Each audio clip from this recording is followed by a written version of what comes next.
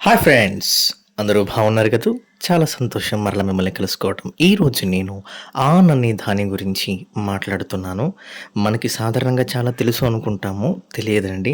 అన్నిటి మీద అవగాహన ఉంది అనుకుంటాము, ఉండదండి. కాబట్టి కొంచెం జాగ్రత్తగా ఆలోచిద్దాం. ఇప్పుడు ఆన్ అంటే ఇక్కడ కనెక్టెడ్ అని అర్థం, కలిసిపోయిన అని అర్థం. ఉదాహరణ చూస్తే, there is paint on your hands. నీ చేతుల మీద పెయింట్ ఉంది, కొంచెం చూసుకో. I have a sticker on my laptop.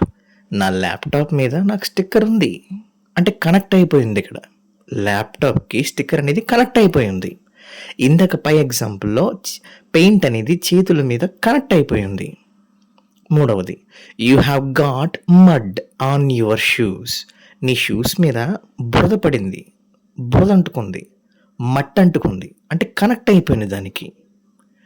I have got a spot on my shirt. నా చొక్కా మీద ఒక మరక అంటుకుంది, కనెక్ట్ అయిపోయింది ఇక్కడ కూడా. There is a scratch on your car. నీ కారు మీద ఒక గీత ఉంది, నీ కారు మీద ఒక గీత పడింది, అంటే కనెక్ట్ అయిపోయింది అని అర్థం. సో ఫ్రెండ్స్, అందరూ బాగా అర్థం చేసుకున్నారని, మీ బాగా వచ్చిందని, అర్థమైందని నేను నమ్ముతున్నాను. Thank you very much. మన ఛానల్ని సబ్స్క్రైబ్ చేసుకోండి, లైక్ చేయండి, షేర్ చేయండి, అరే కామెంట్ చేయండి భయ్యా.